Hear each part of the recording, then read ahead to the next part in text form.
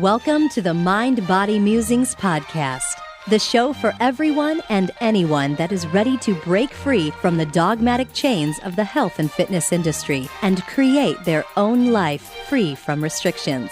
Now, introducing your host, Madeline Moon, a former fitness model gone sane and the author of the popular self-love book, The Perfection Myth. If you dig the show and you're looking for more insight on how to stop food and exercise from controlling your life, check out her website, maddiemoon.com, and grab your free guide. If you're ready to end dieting once and for all, it's time you learn how to pursue real health instead. Enjoy the show.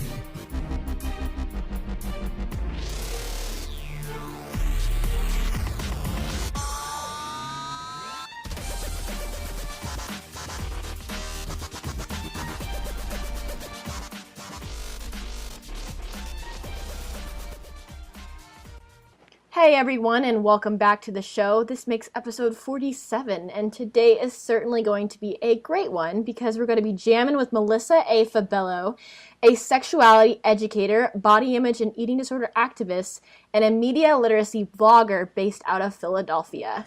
She is a managing editor of Everyday Feminism and a PhD student in human sexuality studies, where her research interest is in the effectiveness of current sexuality-focused psychoeducational interventions and eating disorder recovery programs. I'm psyched about the conversation we're about to have, so let's get this baby going. Hey, Melissa, and welcome to the podcast. Thanks. I'm so excited to be here. So I spent probably all of, I think it was like Tuesday, I spent pretty much half the day watching your videos over, and I just kept going through them because they're so, you're so cute, but you're also probably one of the smartest people on YouTube, honestly. Wow, well, thanks. And I think that's a really good use of your time, honestly, as far as I'm concerned, so. Hey, I learned a lot. I was I want to make sure I have the right questions for this interview because I know there's, so many different things that you study. And I just want to make sure that I could get the right questions down for you. But, man, it was really entertaining. There's some stuff I just, you're really good about portraying the message you want to portray it, but also including lots of, facts and, stats in a way that, normal people can understand. Great. That's kind of the point. It's hard because I think that some people, people who do research and people who are in academia, I think that they tend to have a really hard time making their the things that they think about accessible to a wide audience. And I think that that's a problem in academia in general because generally everything that we do is for each other. And that means that we get to talk way up and intellectualize everything. And I think that I feel like if the information that you're coming up with or the ideas or the theories that you're thinking through aren't actually able to be disseminated to an everyday audience, and really what's the point? So that means a lot. Thanks. Yeah, of course. Okay, so let's go ahead and go into your background. I want to give the listeners a really good idea on how you got to where you are today. I want to give myself a good understanding of that, if you want to know the truth. And I feel like that's a question that I get a lot. It's kind of how did you end up? And it's a really weird thing. The short answer is, and I don't know if this comes off as kind of corny, but I feel really strongly in the concept of serendipity. I feel like when things fall into your lap that you weren't expecting, I feel like that's a pretty good sign from the universe that you need to pay attention to it. And around 2010, around that time, so about 5 years ago, I got into a place where I realized that, I had always been I'm a super type A person. I'm trying to reel that back a little bit. I call myself a recovering overachiever, but it's hard. And I used to be the kind of person that always had a 5-year plan, and this is exactly what I'm doing and where I'm going, and I'm going to stay on this road no matter what happens. And I found that actually wasn't very useful, and I don't think that it's a very useful tactic for life in general. So I told myself to stop doing that, and instead, I would have a general sense of what I wanted to do, and then I would just let what happened happen. And that's actually how I've ended up. With the job that I have, was really just offered to me, stuff like that. But I do think to give kind of a more concrete answer than just, don't think about anything and just see what happens, because that could be dangerous too. I was working as a high school teacher, a high school English teacher after I graduated from undergrad. I was living in Atlanta, Georgia. and I was teaching high school there, and just at some point, like, I was like, wait a minute, I want to talk about Shakespeare, and I want to talk about semicolons, I want to talk about all this stuff, but, like, and I'm pumped about it, but, and my students, you know, they got pretty pumped about it too, but at the end of the day, I realized how much about sex and sexuality that they were missing, and it was around that time that I was starting to get interested in feminism, and feminism really opened, you know, my mind to so many things that I hadn't considered really deeply before. And just all of that combined, I was like, I need a career change. I can't do this anymore. And so, I mean, that's kind of what happened. I said, I'm going to quit my stable job and I'm going to take a year off and then I'm going to go back to school. And it was after I went back to school that my life kind of took the direction that it's in now. So that's really interesting. Like it seems like you're really intuitive. Like you knew that you were being pulled in a certain direction. You just kind of went with it, which is a gift. Not many people can do that.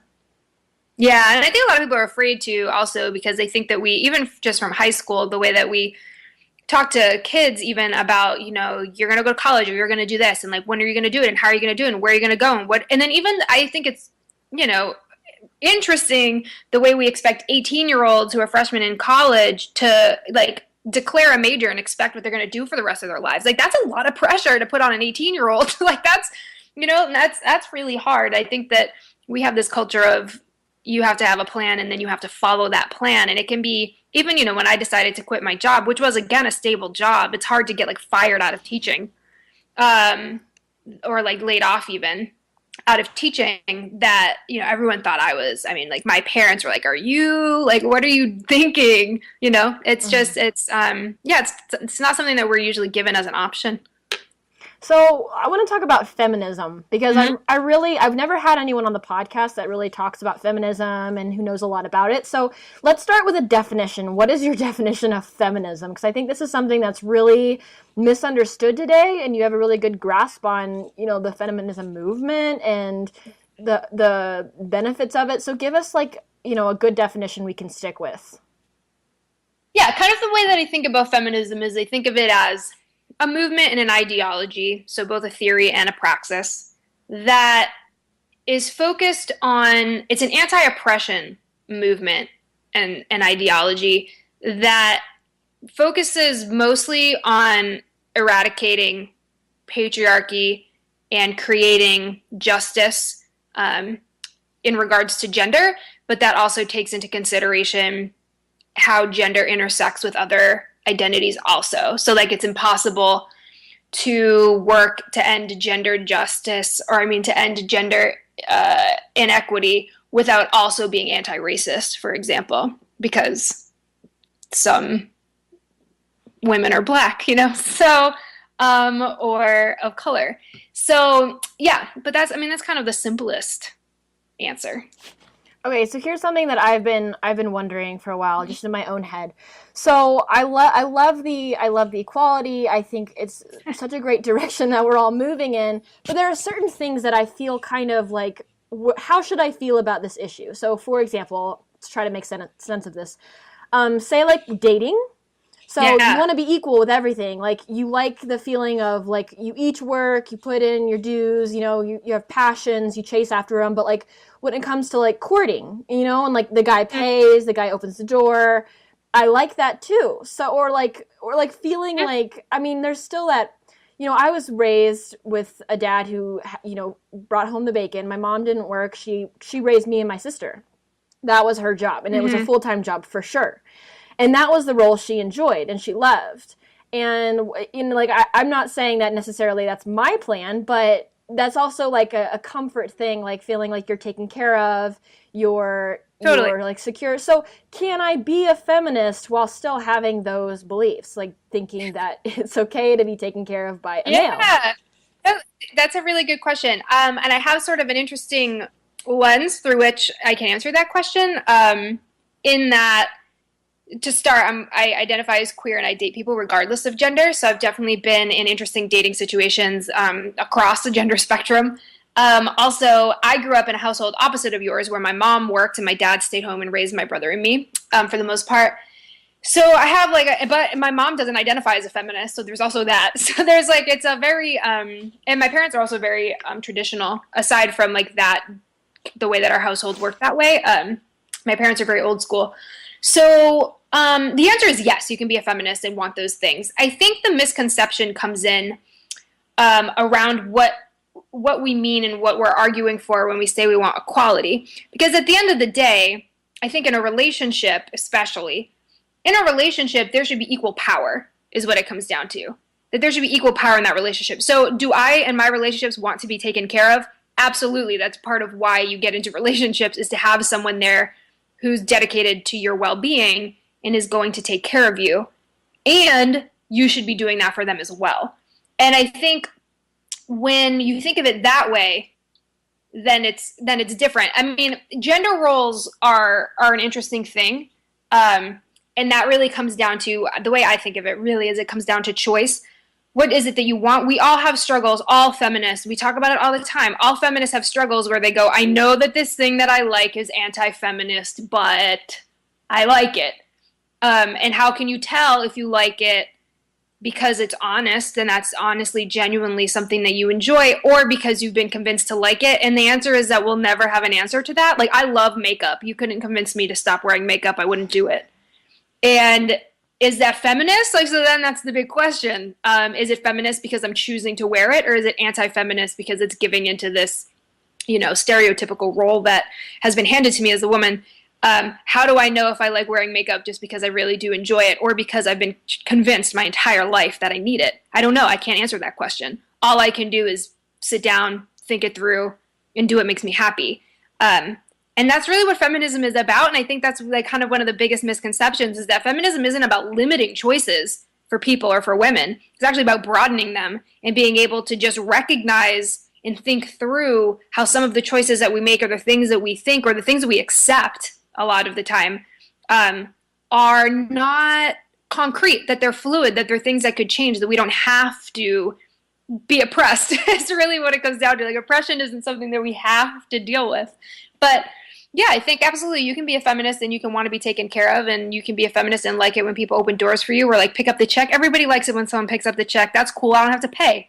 That's awesome. But that's true for everyone. And I think that that's when it becomes something that we need to question, is in a time and place now where, if in your relationship things are equal, if you're both working, if you're making similar amounts of money, etc., why should it be, and if you're in a heterosexually presenting relationship, why should it be the man's responsibility to pay on a date? It shouldn't probably be. Not every time. That probably doesn't make a lot of sense. But it also depends on the relationship, because I also have been in relationships where I made a lot more money than, say, my male partner did, so I paid for things. I paid for us to go out, because if I didn't, we didn't go out. And that's not me saying I'm a feminist and look at me, I'm going to pay for my male. That's not it. It's just, we have equal power in this relationship. I have more financial power in this relationship, and I want to share that with you. And I think it comes down to having those conversations with your partner and making sure that you're all in agreement that this is what is happy. And kind of that's that. Yeah. Yeah, it's kind of like using your strengths to better the relationship. So whether your strength is finances, or your strength is being nurturing, or your strength is what have you, using that to bring you together and make your relationship as awesome as it can be. Yeah, right, exactly. And I think that's the point of relationships. And I used to do, up until relatively recently, I was working for a domestic violence organization. And that was a lot of what we did. And I worked in the education department. And basically, we just worked with middle school and high school students, talking about what healthy relationships look like. And that's exactly it. Healthy relationships look like ones where there's some sense of equal power, not some sense, but definitely a sense of equal power. But that can look different for different relationships. And as long as everyone is understanding of what they're getting into and happy with how the relationship is going, then it's good. Yeah, exactly. And you're really involved with the media, obviously, and a lot of the stuff that's going on in the media much more than the average Joe, especially when it comes to feminism. Mm-hmm. What would you say are some of the things that are keeping equality and the feminism movement at bay, hindering it in the media, that you wish would stop, if you have any examples of that. Oh, Lord. Well, I think that the thing about feminism, I think the biggest thing that we come up against is a fear of feminism. There's a fear among men at times, some men, where there's this idea that feminism's entire point is to like subvert completely 180 how society is currently built so that women are on top and men are oppressed, which is ridiculous. That's not what we want at all. And there's this idea among women that if they have kind of what we were just talking about, if they have any beliefs or preferences or anything that go against what they believe feminism to be, then they can't be feminist, or that feminism is like man repellent, and that if you say that you're feminist, then you are dedicating your life to like solitude and cats. Like there's kind of this weird thing, and the media really runs with that. A lot of these lies that people believe about feminism were created, like literally created by the media, by right-wing media, to make feminism look bad and scary. Like even when you talk to people about second wave feminism in like the 70s, which has problems, that movement definitely had issues, and I wouldn't defend it to its death, but there's this whole idea around like the bra burning, and that never happened. Like literally never happened. Bras were never burned. Like historically, it didn't happen, but that's what everyone believes. And like that's just an example of how powerful the media is. When they create narratives, it's like they recreate history. People just start believing stuff without having any sense of whether or not it's actually true. And I think that's one of the biggest things that we end up fighting against, is just this weird misconception around the history of feminism and what feminism wants to achieve. And the media perpetuates that in ways, in a lot of ways, that's really frustrating. Okay, so first of all, that's hilarious that you brought up the bra burning thing, because I was literally like raised thinking that feminism equaled burning bras. Like I've always thought that.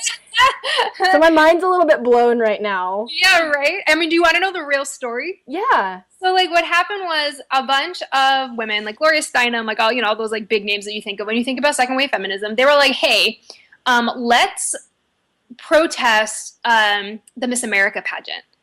And so they went to, I think, Atlantic City, and they had like a rally, and they had a garbage can, and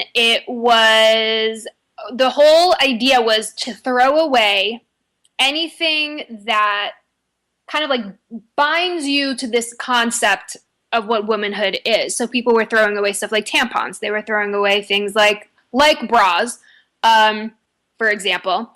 And they did want to burn it. That was part of the plan, but they could not get a permit. So they couldn't. And so they did not. And so the Freedom Trash Can, as it's called, ended up just being a trash can full of, it was a symbolic thing around like, what is beauty and are we being held captive in society around beauty? And all they wanted to say was, women are more than what they look like, and we're more than these products. But no bras were burned. Nothing was burned. Wow. Yeah. And it's even, I feel like it's so taken out of context. We were like bra burning, like people like there was like a purpose to what they were doing. Like it was symbolic of something. Like it wasn't just like we're so mad and we're just like burning our clothes off. Like that's like not it at all. But that's exactly what people think, and they think about it as like this like angry. And it's like and I mean that's part of the problem too, is like this idea that like if women are fed up with society and being treated as second class citizens, if they're fed up with it, then, and I mean I think that's a pretty good reason to be angry.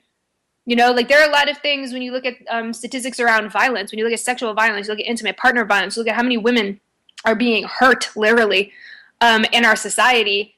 That's something to be angry about. And just the idea that people get like, oh, those women, like they're so mad, those feminists, like, well, why shouldn't we be mad? Like, yeah, rape sucks. Like, I don't know, like what world you're living in where that shouldn't make you angry, but yeah, we're angry. Mm-hmm. So it's a whole thing around like policing what emotions women are even allowed to have, and anger is not one of them. Mm-hmm. Yeah, exactly.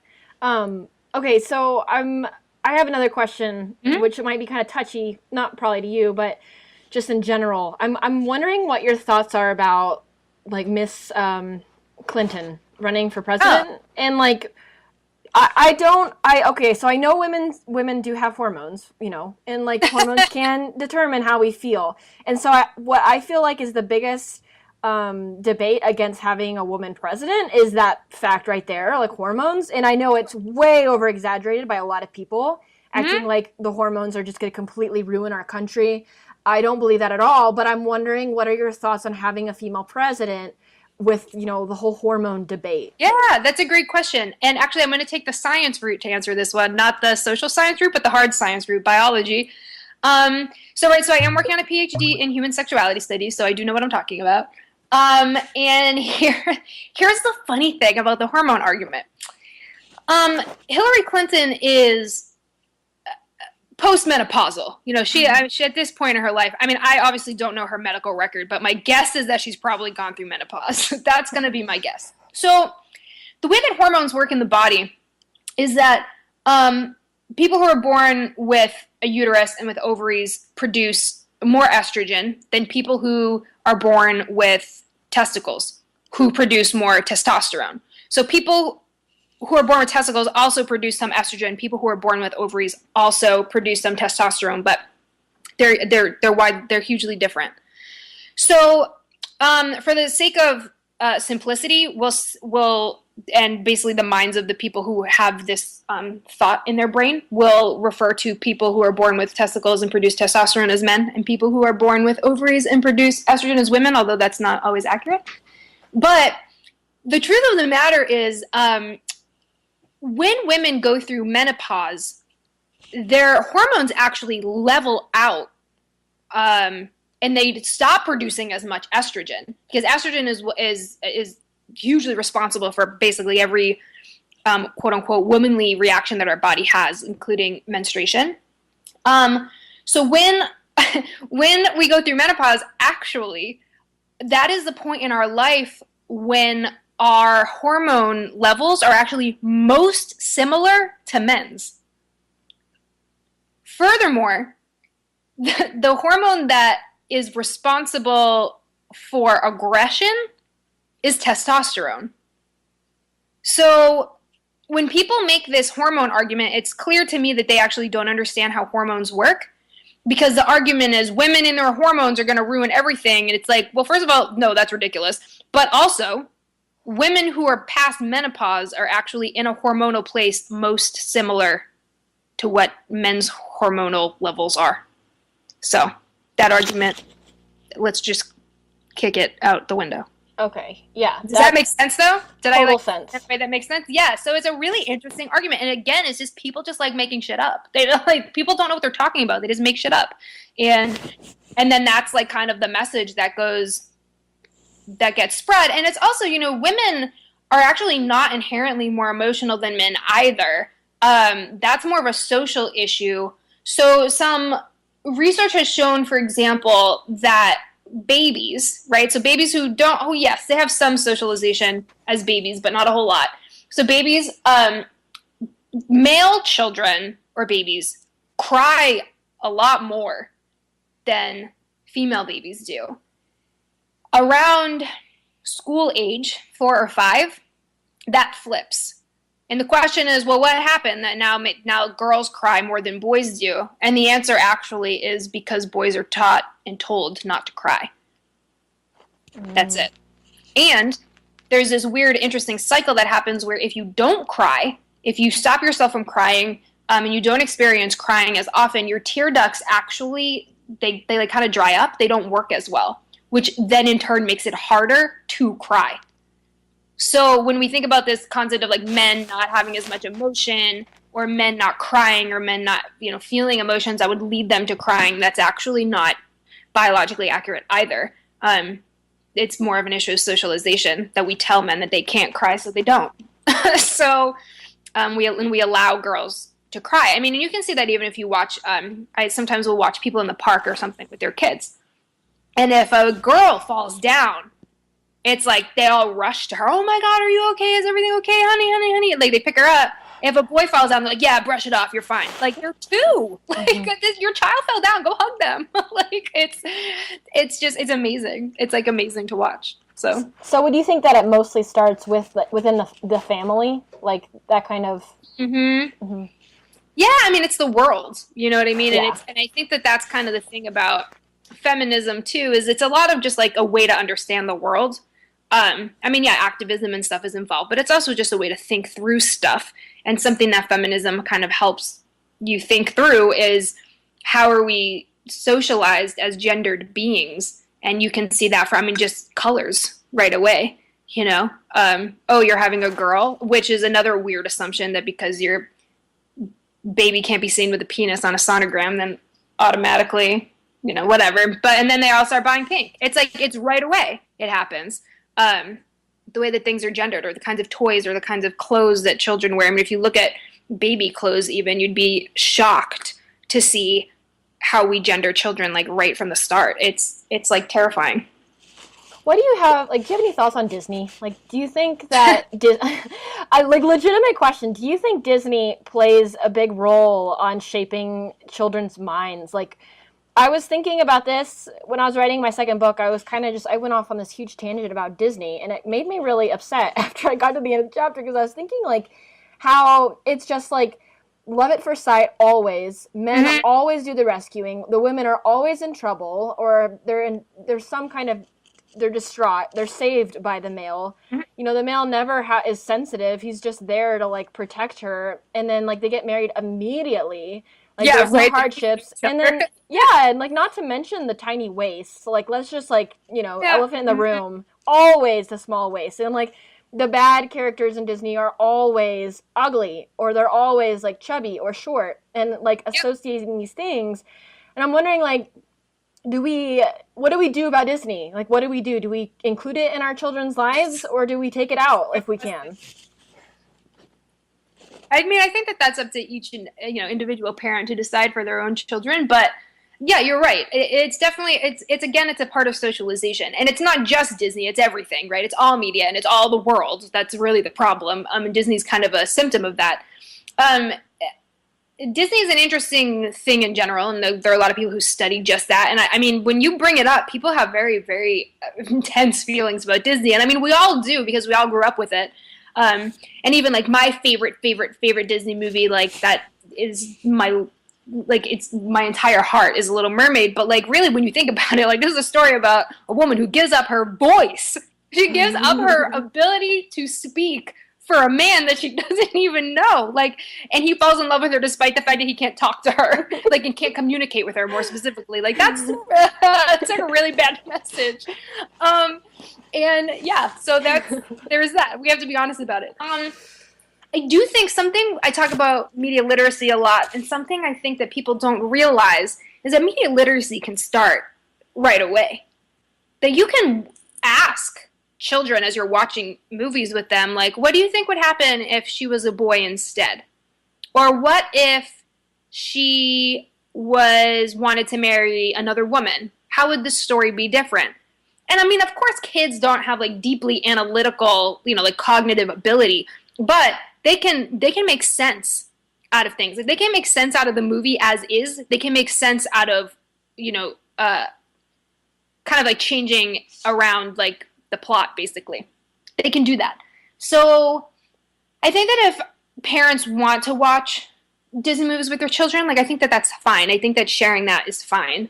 I also think that it's worth talking about. A lot of friends of mine who are feminist parents, something that I think that they do that's super awesome is, like, they're cool with, like, okay, yeah, we can expose our child to, like, you know, the average media, like Disney, for example. But they also take a lot of care to make sure that they're exposing their children to other media as well. So, like, there are a lot of great children's books that are feminist, which, in something that's feminist also, when I say feminist, I mean, like, anti-oppression in general. So, you know, I mean, another problem with Disney is that all of the characters are white, almost. And that's, like, another example of something that, like, now the message that children are getting is that only white people's stories should be told. And you see that in all of media, that's, you know, how Hollywood presents who's deserving of screen time, and that's setting your children up for racism, like right there, because it's a racist issue.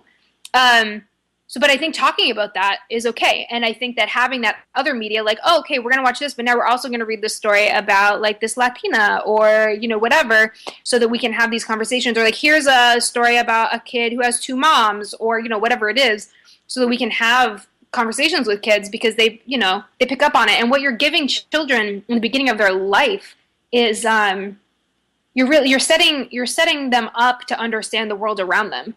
And if you don't set them up to understand the world around them in the way that the world actually exists, which is that multiple people and cultures exist, that different genders have, like, gender roles are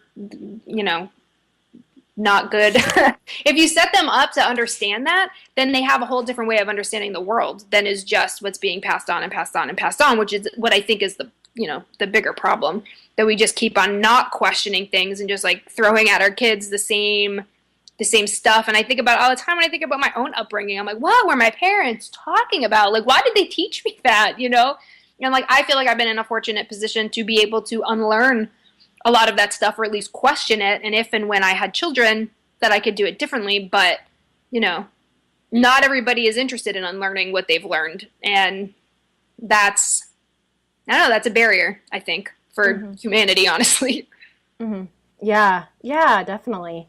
And the last thing that I want to touch on before we switch gears over to something else with feminism, I want to ask you, you mentioned like pageants. And I was already thinking about asking you this because I was watching Miss Congeniality yesterday. It was just on TV. Mm-hmm. And then I was like, oh, this would be a great question to ask her. But so you like makeup and you enjoy feeling that way. It's very obvious that the Miss America pageants are objectifying women in a way, but what if it's like something that makes them feel like they're sharing their gift with the world? And like my thing is, I think that every person on this earth has a gift to share, and we can't judge each other for that gift. And what if someone feels like their gift is being in those pageants? Mm-hmm. I think it's a question of who gets to be in those pageants. What is it that we're defining as beauty? That's the problem. Mm-hmm. I have trouble with the concept of beauty in general, because I think that as a society and I say this as someone who's conventionally attractive, so like I do have privilege in that way, but I do think that assigning value and the amount of value that we assign to beauty, and then the fact that we define beauty socially so narrowly, I think is the problem.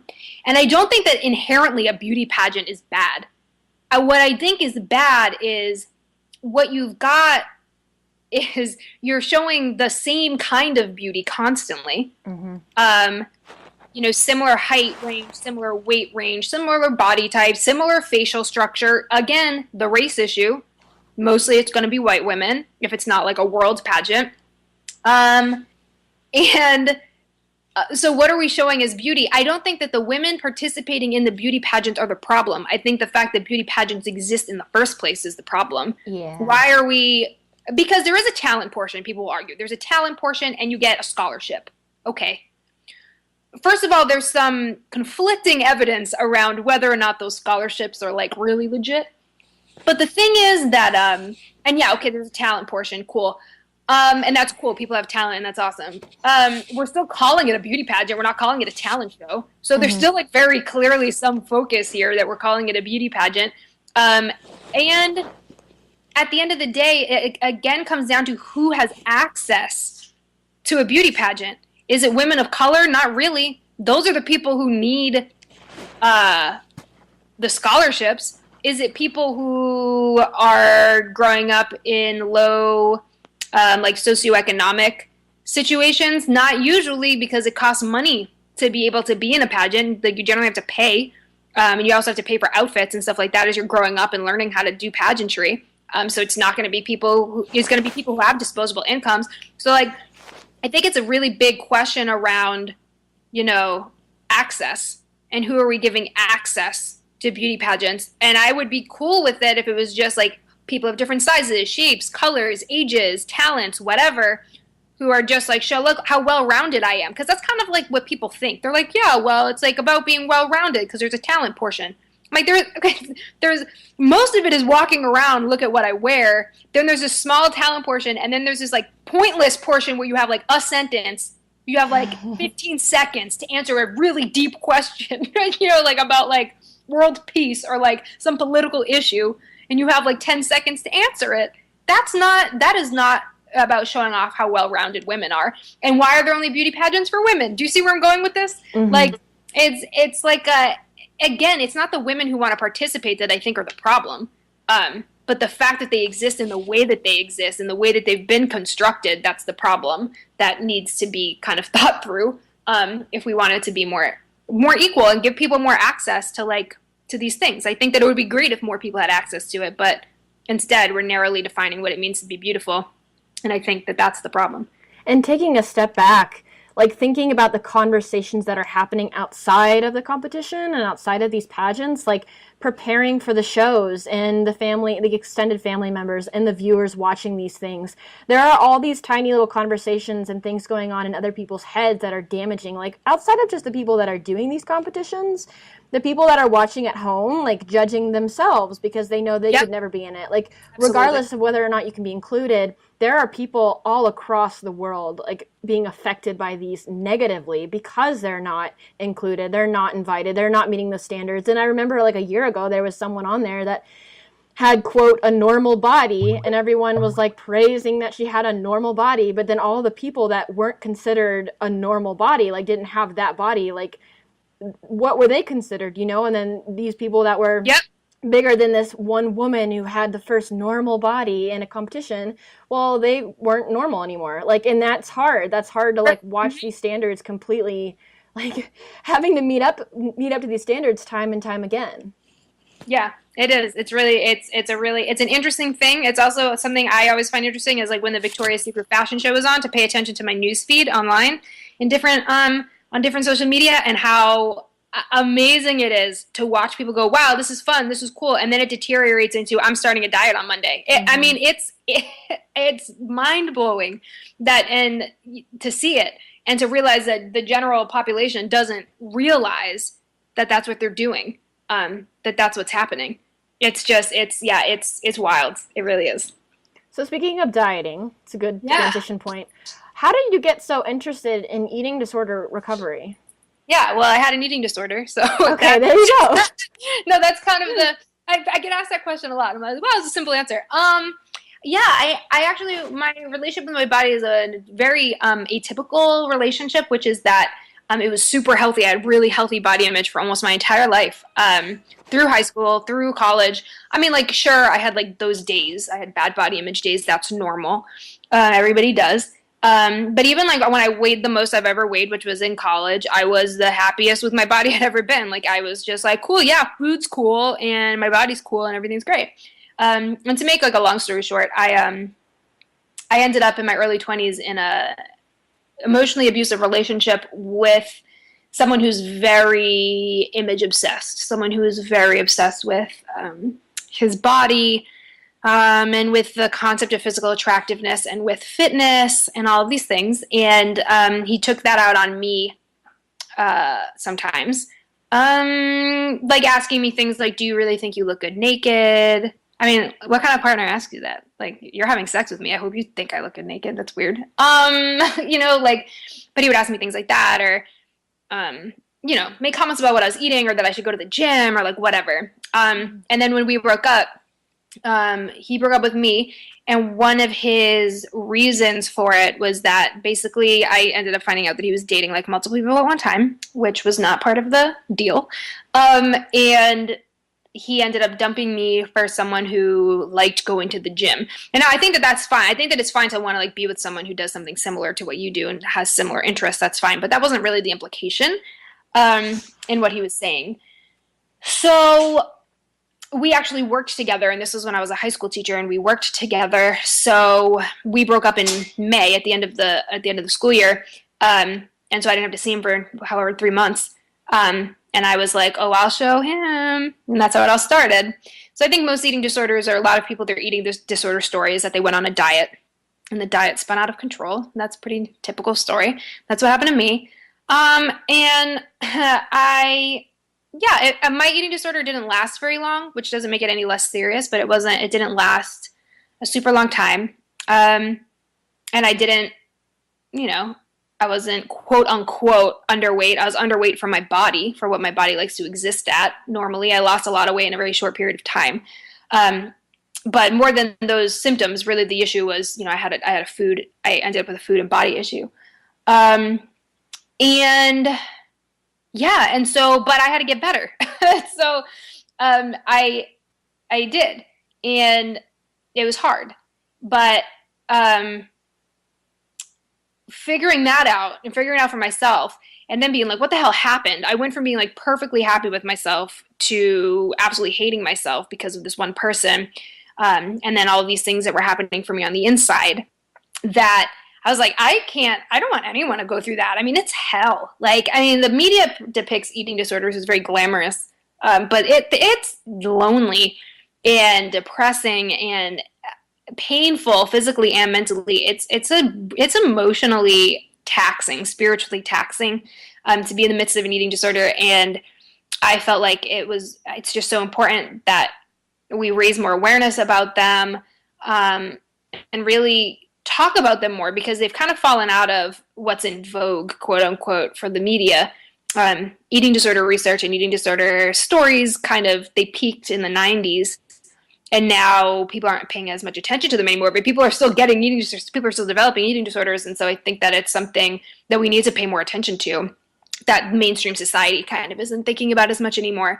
So then I got really interested in eating disorder recovery advocacy, and kind of giving space and creating space for people to have those conversations and to talk about that stuff. So I really appreciate, like, first of all, you sharing the story, but also that you pointed out that the media does glamorize it.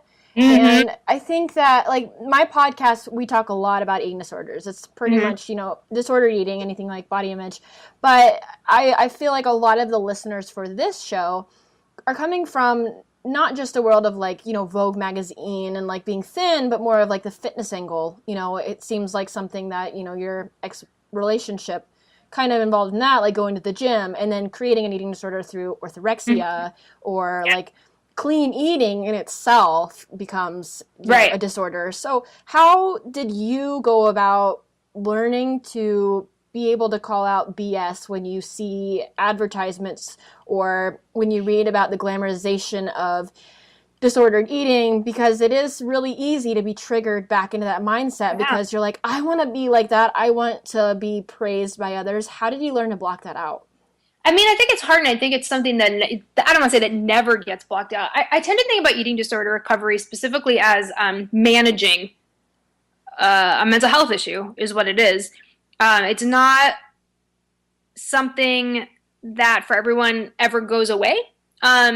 It's something that is part of your everyday life. I kind of think of it as a way that your brain has been altered, and that you have to stop yourself from doing things. You have to let your rational brain override kind of what your orientation is and what it is that you feel almost more comfortable doing. And I think self-care is a huge thing. There have been times, I love Tumblr, for example, but there are times Tumblr, the inspiration on Tumblr can get pretty overwhelming. And there are times when I have to be I can't go on Tumblr. I need to walk away because I can't look at this stuff right now. Or I'll tell people, because it's also a fact of life that women in particular tend to bond literally over body bashing, basically. Mm-hmm. Basically body shame themselves. And that's how it's actually a form of bonding among women, which you'll notice anytime you go out to eat with a friend, anytime you go shopping with a friend, it's a lot of, I can't eat that, I look fat in these jeans, da-da-da-da.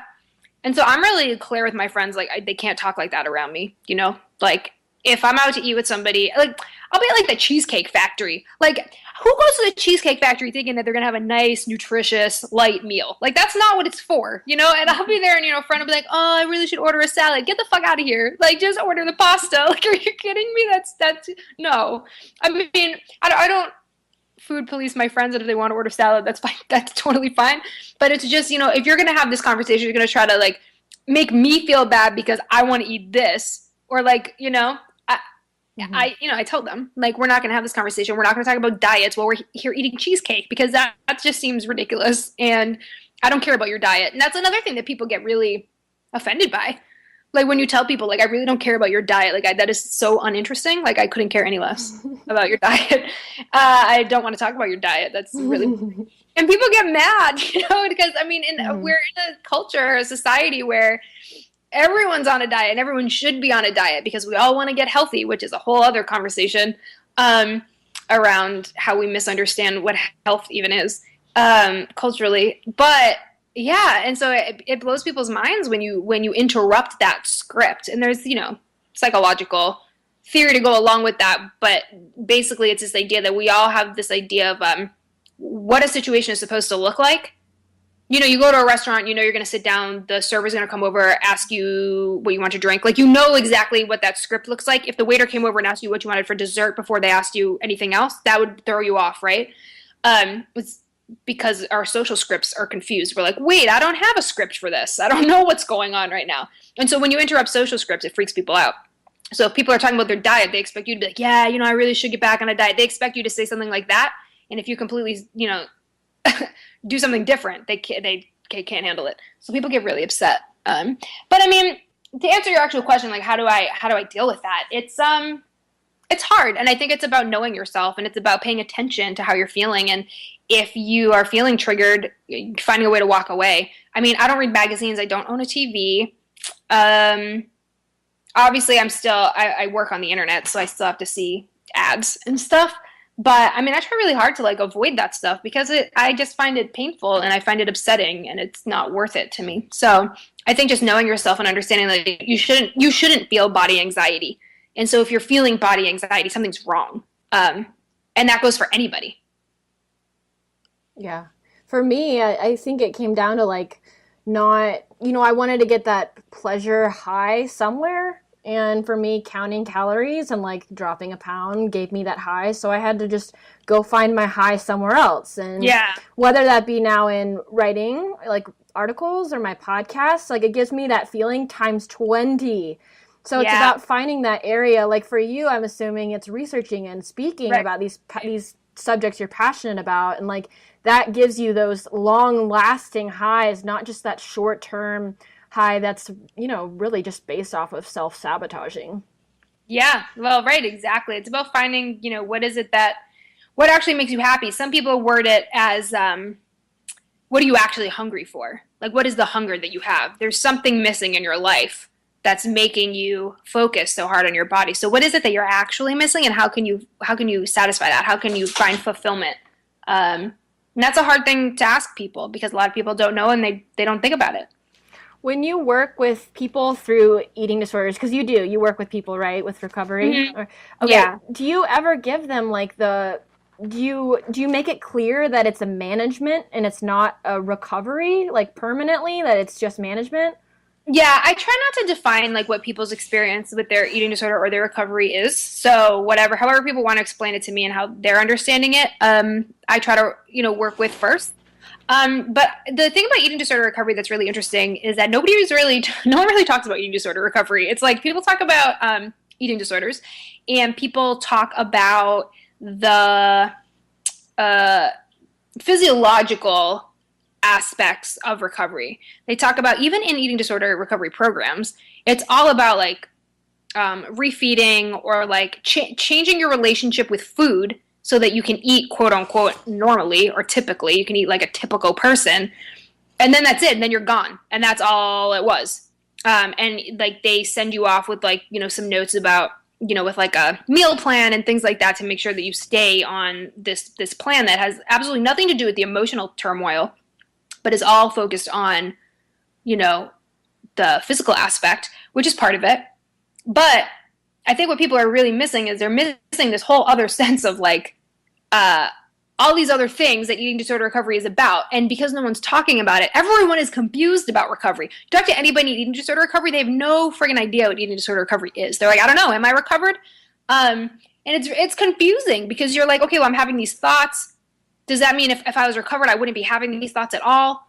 So I try to explain to people the way that it makes sense to me is that recovery, similar to if you're like a sober alcoholic. If you're recovering from alcoholism, it doesn't mean that you don't want to drink. That's not what it is. That's not what recovery is. It's about managing the drive that you have to drink. And some people liken eating disorders to addictions in that way, that it's really about trying to take control of what it is your brain is telling you it craves, so that you can interrupt it and say no. That's not good for me. And for some people that really works, because I think people get really hung up on, especially because people with eating disorders, there tends to be pretty high, particularly with anorexia or other restrictive eating disorders, but a high correlation of people who have high anxiety, who have high obsessive and compulsive drives, people who are perfectionists. So if you tell people if you tell people or imply that there's such a thing as perfect recovery, that's actually exacerbating or like aggravating the same like parts of the brain that are causing the eating disorder. So it's really not helpful when you tell people, that there's something that they need to be striving for. Like, we need to get away from like telling people to strive for something specific, and instead allowing people to just strive for what they feel is like a healthy, happy self. And that can be different things to different people. So I think that the idea that there's magically going to be this day when you can look at a cupcake and not have feelings about it, I don't think that's realistic. I think that it's more, the goal should be, I'm looking at this cupcake, I'm having feelings about it, and now I'm going to logically decide what I want to do in this situation. Do I want to eat this cupcake or not? And I think, do I want this or not? That should be it. That should be that's what an average person can do, is just go, either I want this cupcake or I do not want this cupcake. End of story. There's nothing else about it. But yeah, so I think that's how I think people should maybe think about recovery more, because I think it puts less stress on people than thinking that there's some like magic cure and this day will come where everything is back to how it was before they developed an eating disorder. Yeah. Yeah, because like those feelings and your past, you'll always have your past, you'll always have your history, and whether you see that cupcake and you remember that one time, that fleeting time where you just like ate 15 cupcakes in one sitting, like that memory is still there, but it's not going to determine or sway you left or right on how to act in the situation now. And I think that's when you're really truly on that right path, whenever, you have these memories, you remember that one time, but it's not going to determine where you go from here. It's like that memory is there, but it's not going to be like your end all be all, that, using that experience to determine how you're going to go about this situation. You can kind of look past it logically. I'm glad you said logically. Okay, and I want to know from you if you think, because we know it's not about the food. It's about the other situations going on in life always. Which I completely agree with the whole eating disorder thing. It's not, a meal plan's not going to fix it. It's not about the food that you're eating. It's about whatever else is going on, like whether you're scared of rejection, not having love, abandonment, not having control, whatever. Do you think that sometimes, because I was listening to another podcast today, and a girl was talking about how she was struggling with, all these other things. I mean, it was an hour of just like family abuse, all this other stuff, never feeling like she's enough, not enjoying life, blah, blah, blah. And her thing is running. She feels the best when she's doing a marathon because she's running. It's just a way to like escape. And at the end, the host of the show was saying that they wanted them to work on all these other things, like feeling like you're enough, welcoming love into your life again, and continue to run hours a day if you want to, continue to diet if you want to, just focus on the welcoming love in. And, he knows that it's not about the food, it's not about the running addiction, but at the same time, it felt a little bit strange for me to hear, like, there wasn't even a little bit of maybe try to back off a little bit. What are your thoughts about that? Is it fine for, I know it's different for every case, obviously, but generally, could it be okay to keep up with these habits and just work on the thing that is not food related? Yeah, I think that's interesting. I mean, my gut reaction to hearing what he said was like, I don't think that. I think, people will ask me a lot, like on Tumblr and stuff, they'll be like, hey, I'm in eating disorder recovery, I really want to get back into the gym.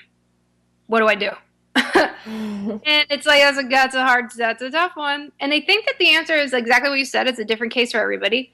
I think that it is possible to enjoy being active. I mean, I don't think that you go into eating disorder recovery now you can never exercise or else you're going to be triggered and you're going to fall back into eating disorder. Like that's, that's a little unfair. I think that gives no agency to people. I think again, this could be a whole podcast itself. I think one of my major issues with eating disorder recovery and the way we talk about it is that we don't talk about it holistically.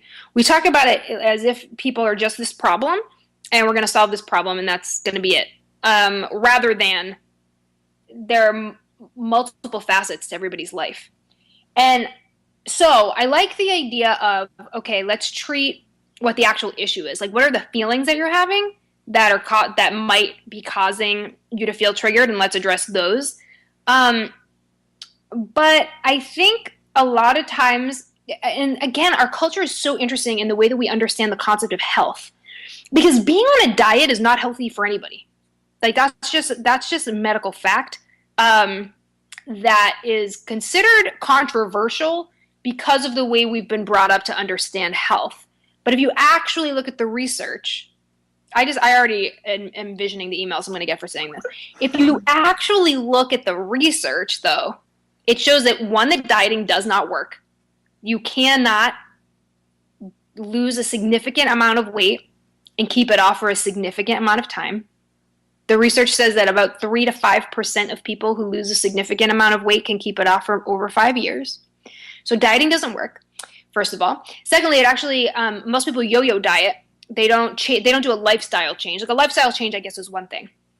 But most people yo-yo diet. They go on a diet for a little while. The diet, quote unquote, fails. They stop for a little while. Then they go, oh my gosh, I have to go on a diet. They go back on a diet. That actually wreaks havoc on the body. That's actually very unhealthy for the body. The body gets very confused about what the hell is going on. And it really ruins your metabolism, which only leads you to gain more weight when you do stop dieting. So it's a very interesting thing. And so yeah, I probably wouldn't recommend anybody go on a diet ever. Someone who's been in eating disorder recovery, I think that if they want to go on a diet, that's a huge red flag. Huge red flag. But also, it's someone who's in eating disorder recovery who wants to get back into anything that they did while they had an eating disorder, I think is, let's think about it. And what is your support system like? Who do you have for support in your life? Do you have a mental health professional? Do you have counseling services available to you? Do you have friends? Like, what does your support system look like right now? And can you depend on them as you start this process? And are you going to be honest with yourself about what your feelings are? Because it starts small. It starts with, I want to start going to the gym. Then it can become into a this huge full-blown problem. So are you going to be paying attention to that? And if something is going wrong, are you going to reach out to your support system? Like I kind of recommend to people when they ask me about stuff like that, like, can I go to the gym again? Yeah, you can. Yes, it's not that you can never step foot in a gym, but if something about the gym in particular is triggering, maybe you want to get your physical activity a different way. Maybe if you were a runner and you had gone running and that was something that became an obsession that you were doing compulsively, maybe you don't want to run again. Maybe you want to do something different, so that that it has less likely to be a triggering experience. But I think it's really about knowing yourself and being honest with yourself about why you're doing what you're doing. Because I also see a lot of people who go from eating disorders to quote unquote healthy eating, whatever that means, but whatever they think it means. Or people will be like, oh, I'm really into Fitspiration now. Cool, like that's basically Thinspiration in a sports bra. Like there's no difference, like you're shifting obsession. And I think that we need to be a little bit more honest with ourselves about what our intentions are, which is hard. I think that it's hard is what it is.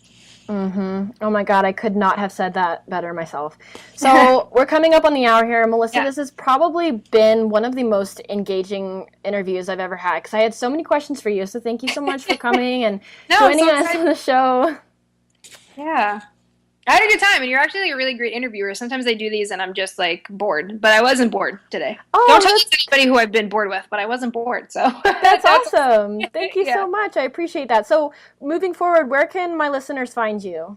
Yeah, totally.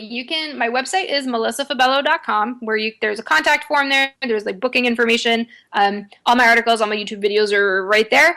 And also some social media links. So, Facebook, Twitter, Tumblr. You can find them all over there.